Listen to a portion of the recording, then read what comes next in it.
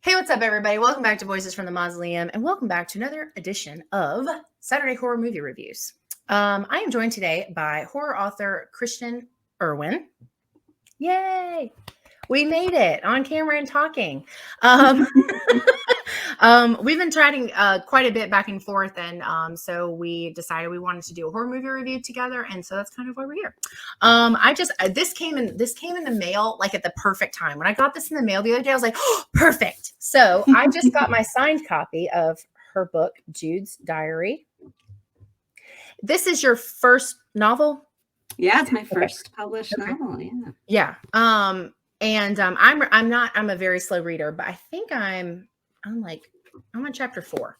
I'm getting nice. Okay. It's real. I'm really enjoying it though. I think I messaged you when I read like the first 2 pages. I was like, let me ask you some questions really quick. So yeah. So I'm gonna put all of her information in the description for this episode, as well as the link to get this book. Because I think and I'm also gonna read some of it in a episode. I'm not sure if it will go up before or after this, but either way, if it's already up, I'll link it. If it's not, look forward to it. And today we are talking, in case the background didn't horribly give it away, what year did this come out? 92. The 1992 horror comedy Death Becomes Her. One of my favorites. I freaking love this movie. Yes. So this is a super fun one. I have seen off and on my whole life. And horror comedy is not necessarily an easy sell for me, but this is such a fantastic movie. I mean, the cast alone. I mean, I just, so yeah. Did you see it? Like, did you see it when it came out, or did you see it later? How old was I in 92? It would have been later, probably. A little bit probably later. Yeah, I saw it in the theater. Oh, that's cool. And it was not a loved movie by the critics. Like, the critics hated it. And I didn't know that. It did really well. Like, box office wise, I think it did really well. But over the years, it's one of those movies where I'm like, oh, I love that movie. And people are like, really? Yeah. Really? So I love me. Like, it was so exciting to me that you love this movie. Oh, I love this movie. Love this movie. No, I love this movie. And it's currently on Paramount Plus, and then you said you watched it on Showtime? I watched it on Showtime, yeah. Okay. Yeah. So it is available to stream and watch if you have any of those services, if you haven't seen it. So as it stands, being a 92 movie, it has a 6.6 out of 10 on IMDb, a 54% on Rotten Tomatoes, a 56% on Metacritic, and an 85% on the Google. Those are kind of like interesting. Yeah, that is interesting. So the short synopsis is, when a fading actress learns of an immortality treatment, she sees it as a way to outdo her longtime rival. That's about right. There. It's better than the other one. The other one's like 2 paragraphs. I'm like, can we not put entire movies in descriptions? That drives me nuts. Yeah. So yeah, I really enjoy this one. So if you had to give this, out of 10, how many stars would you give this one? I mean, I love this movie. It's a classic for me. So me personally, I'm like it's a 10 out of 10 for me. I'll, ask me to watch it. I'll watch it anytime. I've got lines memorized, the whole thing. But I always, like, whenever I tell people my ratings for movies, I always caveat it because, like, I think like what you expect a movie to be has a lot to do with how you rate it. And, like, I agree. And to me, this movie does what it says it's going to do, right? It's campy. It's ridiculous. It's Meryl Streep and Goldie Hawn being ridiculous. And Bruce Willis being ridiculous. Yeah. And so, like, to me, it does exactly what it set out to do. And so, 10 out of 10. Yeah. What about you? No, I agree. Well, and I always say this too. I think when you rate movies, there should always be this understanding that you're not rating it, whatever movie it is, it's not being rated on the same scale as movies that came out before or after it. So, like, if I tell you, Frankenstein, the original Frankenstein film is a 10 out of 10 for me, that's not the same rating as a 10 out of 10 would be. Like, now it's completely different. You have to judge it on a completely different scale. So correct. Yeah. But so this is probably a 10 out of 10 for me too. I really enjoy this movie. I have seen it so many times, like it garnered no rewatch at all. Like, for the conversation. And then what's funny is, after we talked about doing it for the episode, I started noticing in my Facebook, like, watch feed clips from this showing up. Oh, weird. I'm just like, oh, here we go, but it was just funny because it was like, it's very popular moments, which I'm sure we'll talk about when we get to spoilers, but it was just kind of funny, like going back and like rewatching just the clips and stuff. But yeah, no, I love this. I think this is a super fun movie. It's very like, I campy, funny, but then there's some moments that like, I know at least, especially when I was younger, I was kind of like, oh, like, yeah. from, like, I don't know. Like, I don't know if everybody would consider it horror, but No, because I also saw it when I was fairly young. I mean, I was a teenager, and there were parts of it, and the special effects at the time, it was really, really early use of CGI, and so it was unlike anything. It was really real, and I think it was hard not to sit there in the theater and be like, how did they do that, right? And to kind of lose yourself in the moment of the movie, because the effects were incredible at the time. Yeah. It really just wasn't anything like it. I think they've aged pretty well too, though. Like, I don't feel like it's one of those things where you watch and you're like, oh my God, that looks so bad. I don't feel that way. No, not at all. It's, I mean, like, I'm also a huge, like, I'm a fan of a lot of the movies that came out at that time, and Jurassic Park came out right after. It was the same, I think it was the same cinematographer and the same effects studio and everything. And so, and I feel the same way about Jurassic Park. It's like, there's something about it. They did this marriage between practical effects and CGI and they didn't overdo it. You know what I mean? They did just exactly what they needed to do. Yeah. I think all of that. Yeah, I think that's really well done. I think the chemistry between the characters is phenomenal. I think, some of the body horror things are like really, really well done. The humor is timed like so perfectly. Like it's one of those things, like timing with humor in films that are either have horror elements or are more like what, like a normal standard horror movie is. And then there's comedic relief or whatever, like all of that stuff has to be timed very well for the movie to continue to flow at a rate that's effective for the viewer. And I think this nails it. I think that every time you're supposed to laugh, you do, like, it's a very funny, clever, witty movie. And it makes fun of itself. Like, it doesn't take itself too seriously. It knows it's a ridiculous movie. And I think that's one of the things I like about it. It's not afraid to get dark, but it doesn't get so dark that it's like, it's not horrific either. It's constantly digging at itself. And it's digging at itself as a Hollywood movie about how it's very meta, which in the early 90s was not like, that was a thing we were still trying to figure out what that was. We didn't even have a word for it yet. And it was like meta before meta was meta. That's right. And it's a very self-aware movie about its industry. And I think that's why I liked it, because at the time I was a young woman, and the pressures on young women to look a certain way and to act a certain way were still, I mean, they still are, but back then it was just ridiculous. And so to watch something that dug at these ridiculous expectations of women was really refreshing.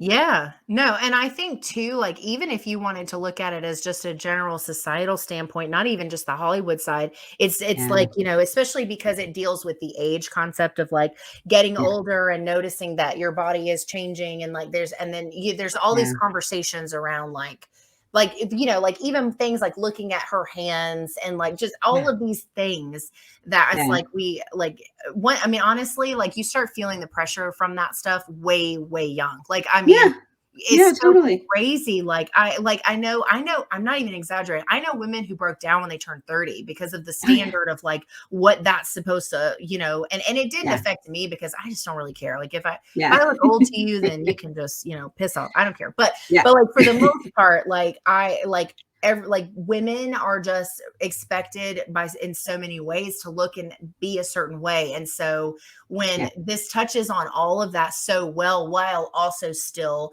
poking fun of like how ridiculous it is that it's even like that, which is so well done. Yeah, absolutely. Yeah, it's in that way, I thought it was a really self-aware movie. And it's funny because like at the time the critics were like, oh, these characters are really shallow and this movie doesn't really have anything interesting to say. And I just categorically disagree with everything the critics said at the time. I'm like, you people have no idea what you're talking about, it stands up to me. But I love campy horror. Like Buffy the Vampire Slayer, the movie came out at the same time. I think it was the same summer. And it's that same thing. It also got panned by the critics, and that's another one of my favorite movies. I just love that movie. That campy, like self-aware, and every once in a while they break the fourth wall, and just the whole thing. I just think that's a lot of fun. So. Yeah, a lot of people don't talk about the movie Buffy. I'm like a massive Buffy the show fan, like massive. Oh, really? See, yes. Don't hate me. It wasn't my thing because I watched the movie. I can't count how many times, like 100 times. Oh, and then and they're so different. Yeah. So when the series came out, I tried to watch it and I was like, this is serious. Yes, it is. Well, this is very serious. Where's the funny? Where's Pee Wee Herman? Yeah, I know. Oh my God. Oh my God. That scene at the end when he's dying and he like won't die. That's like the funniest. And he checks around and he's looking like, okay. It's so hard. That's so hard. Oh my God. No, that's a fun one too. I think I can handle like comedies like that from before now, like the horror comedies or comedy horrors or whichever way it goes of like now. Yeah, I have a hard time with them because for me the balance is always way off of what it should be based on the content or the material or whatever. But no, Death Becomes Her is a super funny film. It's always been one. It's also one of those like TV movie things where like whenever it was on TV, I watched it. Like every single time it was on, didn't matter if it was in the middle of it, the last half hour, didn't care. I watched it no matter what. Like it was just something I wanted to continue to see. Yeah, definitely. It's got a cartoonish aspect to it. It's really light. There are parts of it where like, I think there's a scene where Bruce Willis does the, like a cartoon, like he just kind of shakes his head and then looks like he can't believe his eyes. And he does a couple of screams that are just like straight Hanna-Barbera level screams. And so there's something about that it's really lightweight. And I remember when I was in my early 20s living alone, it was one of those, like I could fall asleep to this movies because it's just sort of silly. And it's like, but I mean, and I know we'll get to the spoilery part. There are some like, I don't know, like, especially the way it ends, there are aspects of it that are meaningful too. And I like that even though it's not a heavy movie per se, it does get into like cultural commentary, which is hard to do when you're doing something that's supposed to be light and funny and airy and, so I have a lot of respect for that movie.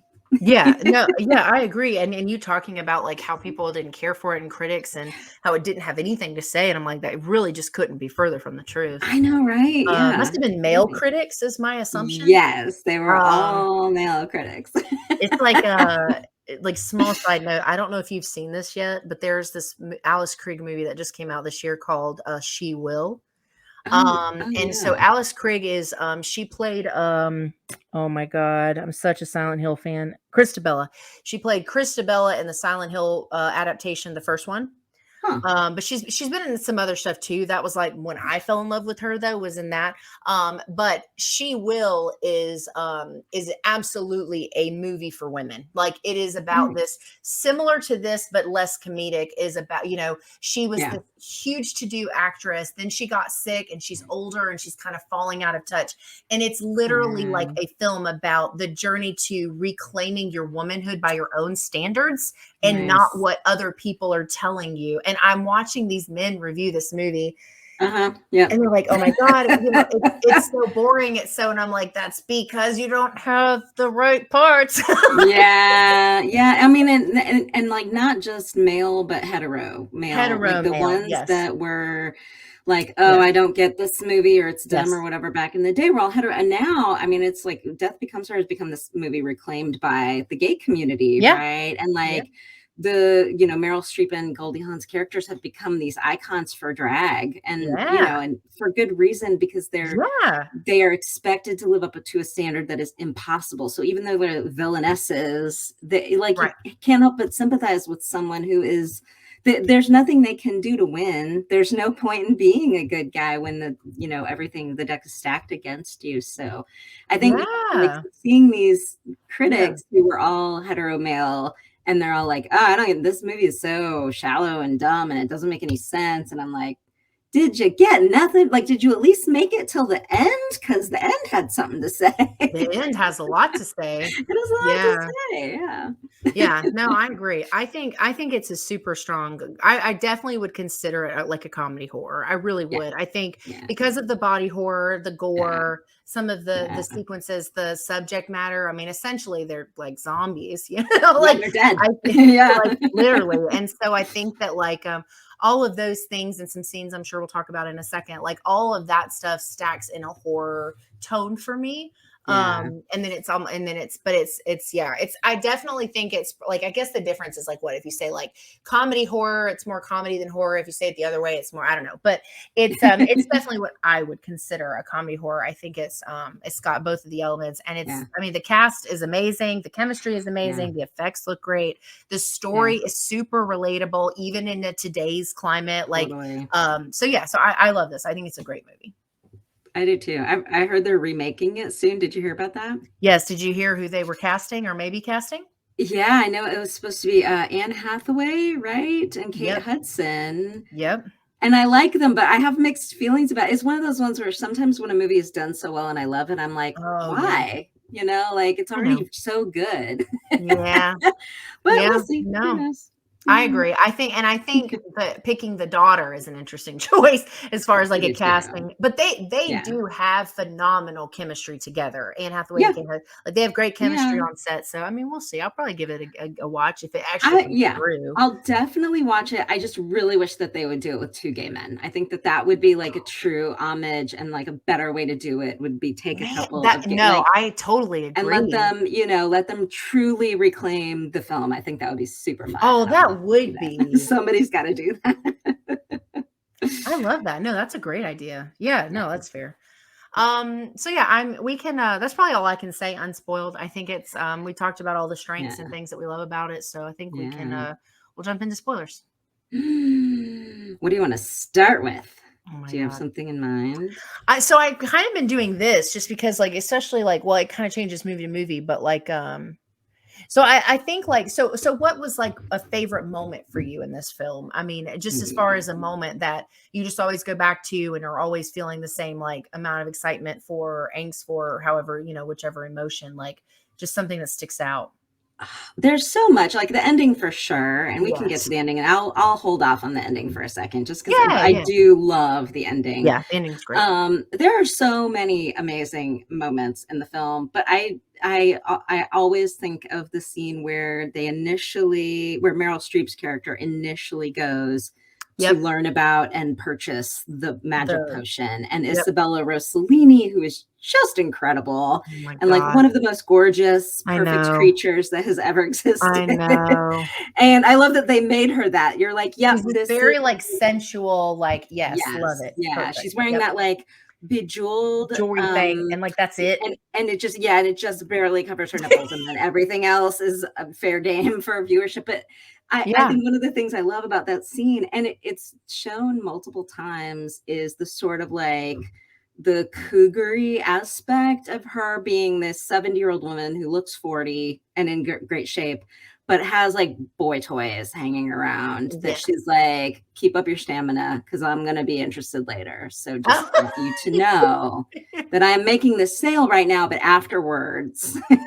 So like, go rest up, son, you know, like, and I remember when I was young, you know, like I saw this in the 90s, like that was not done. Like women were not portrayed, especially not women over 40.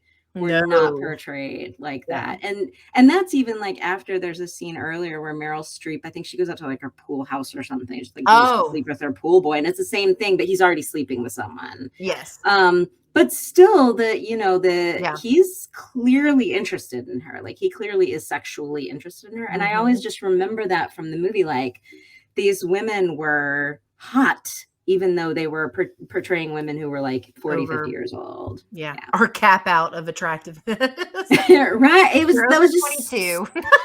Right. It was so refreshing to see something like that. And I feel like there are times when I watch movies from the 80s and 90s where I'm like, wow, we sure haven't come very far.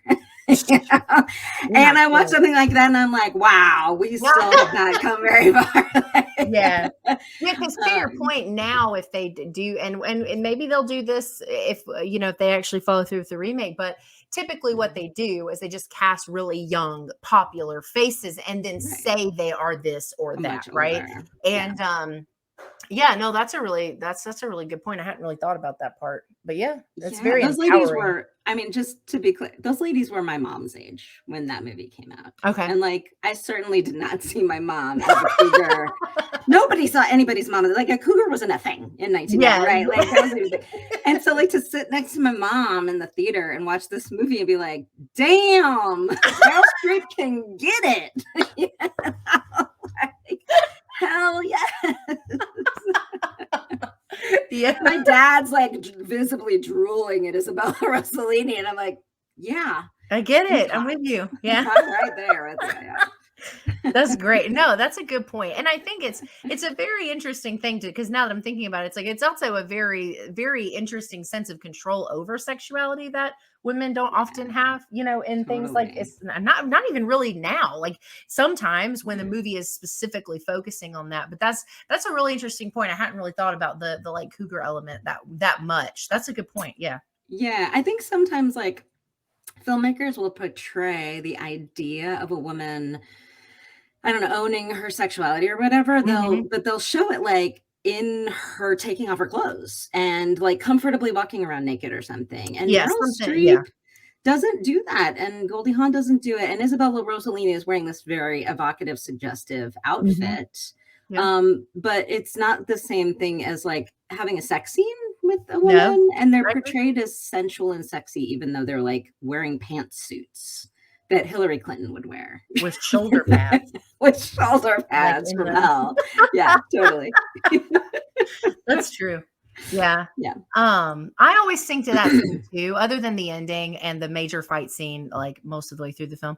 But one of the things like that always stuck out to me is that like kind of comment on like instant gratification. So, she does the check, she drinks the stuff and she's like getting ready to leave. And she takes that moment where she's like looking at herself and she's obviously not still like, nothing's happened yet, but she's like unhappy with what she sees.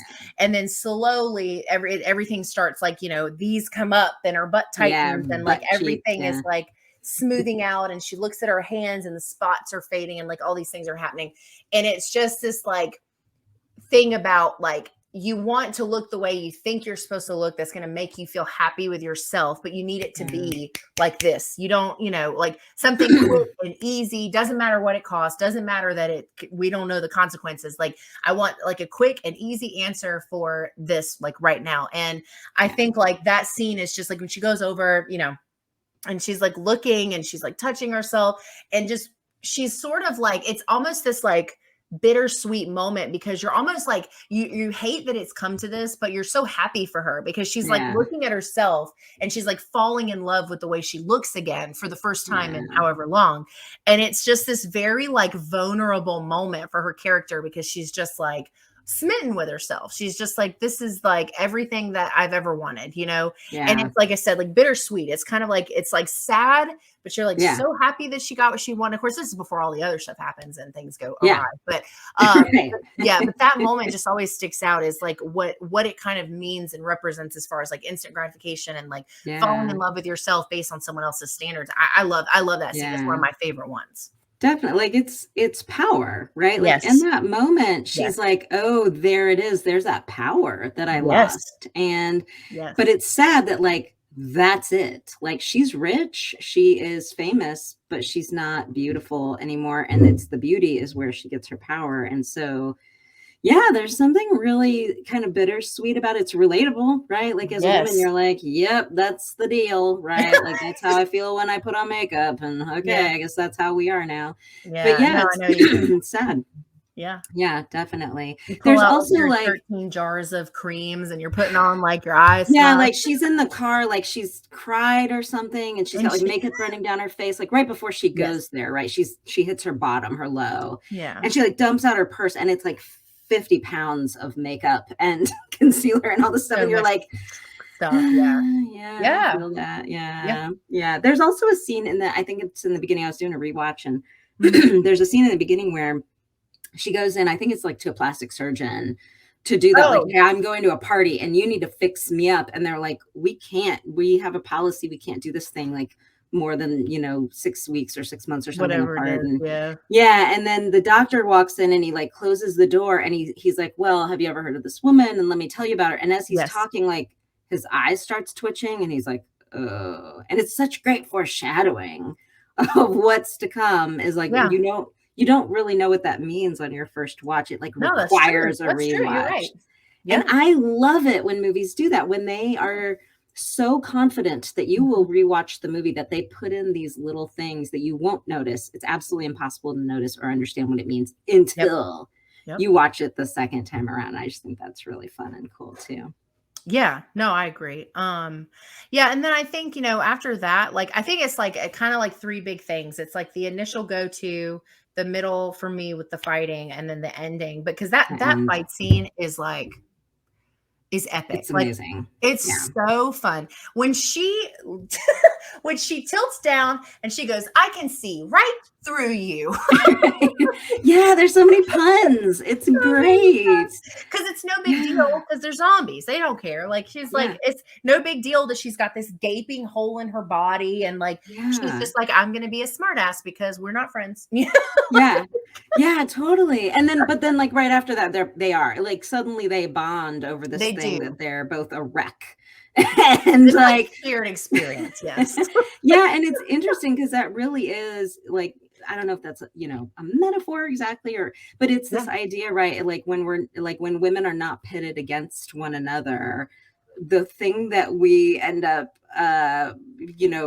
bonding over is the mutual way we're treated by society. Is like, I too have been rejected and thrown in the trash can by society. So now we can be best friends. Now we can be. Yeah. I always tell people all the time, if women as a whole, if we would just stop like viewing each other as competition, we would be like running the show by now because we'd be unstoppable. Seriously. But it's so hard because like we are brought up in a society that tells us we are competition and that's all it is.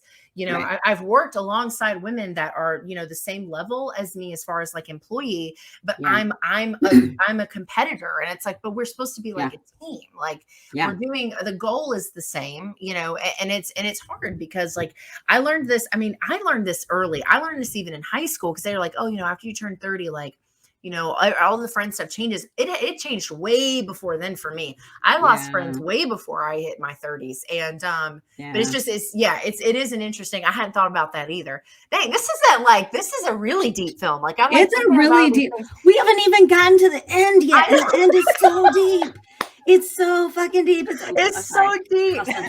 YouTube's gonna be like, no. No, I think it has an algorithm. It doesn't pick it up after so many minutes. I think we're good. Oh, well, all right. Let's go. Then you watch the episode. It's everything you say. It's got like a duck sound over it. Yeah, exactly. The ending it really is. I had not thought about the bonding thing. That didn't even occur to me. Yeah, and it's great because like by the time you do get to the end, it's the trope of like the little old ladies, basically. I mean, they're falling apart, but it is the trope of the little old ladies in their in their funeral gear walking out together. Do you have a lipstick? Do you have some bonder or whatever? Like they're like, do you have spackle? Oh, I'm running out of spackle. They're like these little old ladies from They are Italy. Hysterical in the pews of that scene. They are so funny. So funny. Oh my God. They are so, and for someone like, especially Meryl Streep, who is known for her more dramatic acting chops. Yeah. I feel like that. I don't know if that was her first major comedy role or anything, but she's so amazing. She did great.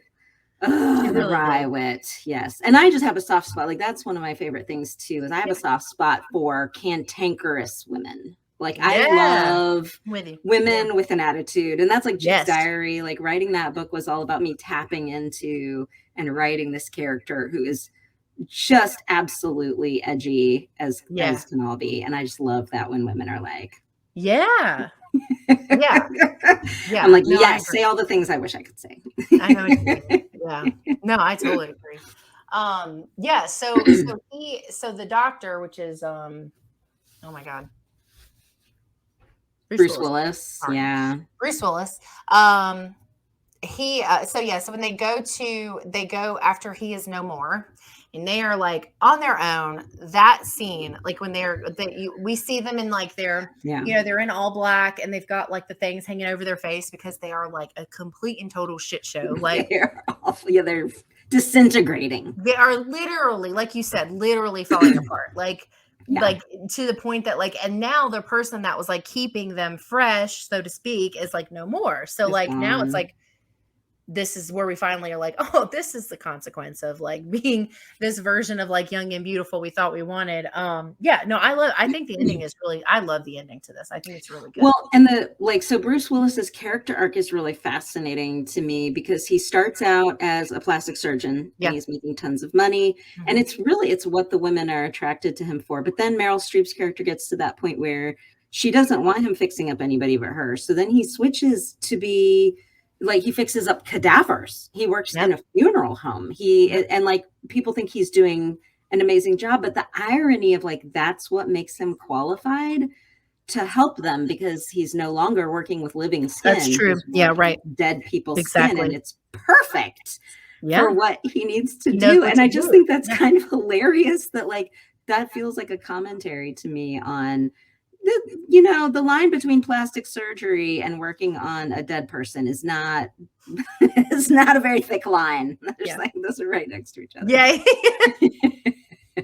No, this because of all of the manipulation to the body that's involved. No, it's an interesting parallel for sure. Yeah. But then his character arc ending up where it does, where he like decides to go and actually be a good person with a meaningful life and not be so shallow. Like that to me is a really deep place to go for such a silly movie. And that's one of the things I love best is the ending of that movie. Yeah. And I think it's interesting too, because like you kind of move the movie is, in my opinion, not very slow as far as pace.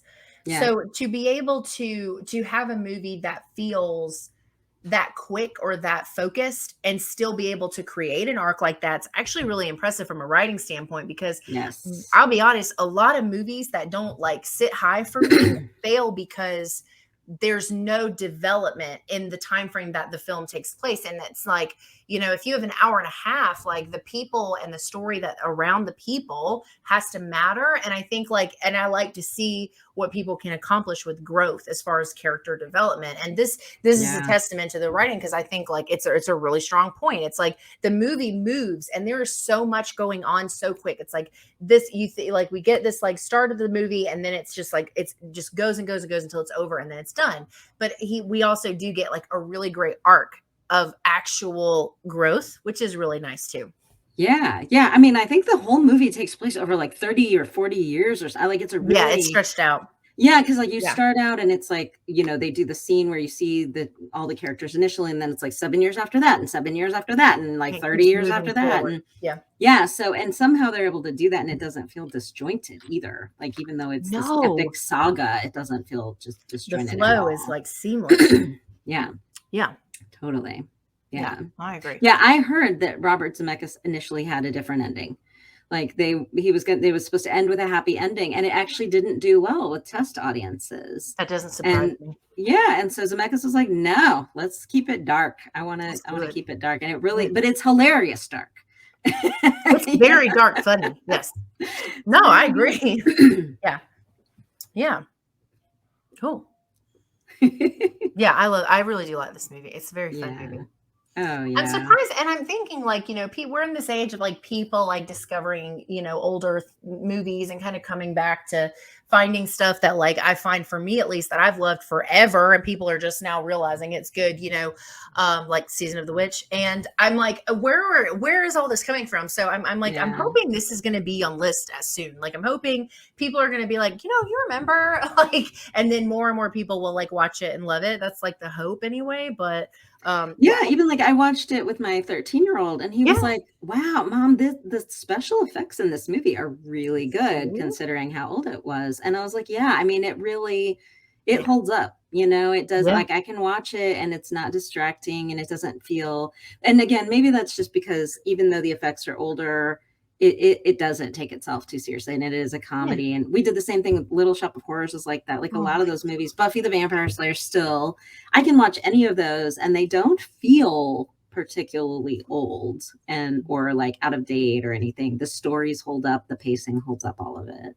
Yeah. And I think when you're talking about older films that do use whether all or at least majority of practical effects, practical 9 times out of 10 will age better than CGI, especially when you're talking about like early days for CGI. It does not age well. Like it's just one of those things like, but practical usually does age pretty well, unless it just was like not very good to begin with. But most of the time it ages really, really well.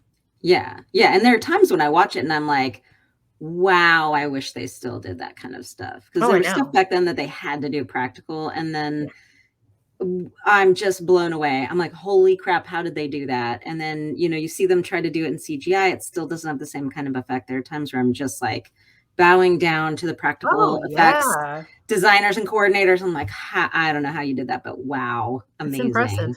Especially Little Shop of Horrors is one of those ones where I still to this day get overwhelmed watching it, trying to figure out how on earth they did that. I still can't figure out. I don't want to know. It's magic. It is movie magic, as it were. It's movie magic. I don't want to know. Yeah. Yeah. Cool. Well, that's any final thoughts? I think we've talked about all the major stuff. I know. I think we did talk about all the major stuff. I just, if anybody hasn't seen it, I would encourage it. It's so fun. And I think it stands up as just a general classic. And I don't know, but if you ever want to talk about any of those other, like Buffy the Vampire Slayer, the movie, I'll talk about that anytime too. There's so many good ones. No, for sure. Yeah, for sure. And there's so many good classics. I agree. Yeah, this is definitely a classic. This is a good film. Okay, cool. Well, that's our thoughts on Death Becomes Her. Thanks for having me on. Super fun. Anytime. Yeah, you're welcome back anytime. Go read Christian's book. Sorry. I genuinely, I'm not saying this just because you're on camera. I would have just admitted and not mentioned it. I really do like you. You talked about this when I asked about reading the first chapter on my channel, and you said you're like, I think like it has a hook, so do it. And I'm like, you're right, it definitely does. Because I was like, I got to that one part in the very beginning, I was like, where's this going? Like, yeah. No, I'm enjoying it. I had beta readers who were like, I had sent them a Google Doc, right, to read, and they were like live sending me comments. Oh my God. Wait, what just happened? That's good. And it was really fun to see people kind of live tweeting reacting my book. Yeah, that was super fun. So and it told me, I was like, okay, because I rewrote the beginning multiple times to try to get it to the place where I felt like it had a good hook. And now I'm like, okay, just read the first chapter.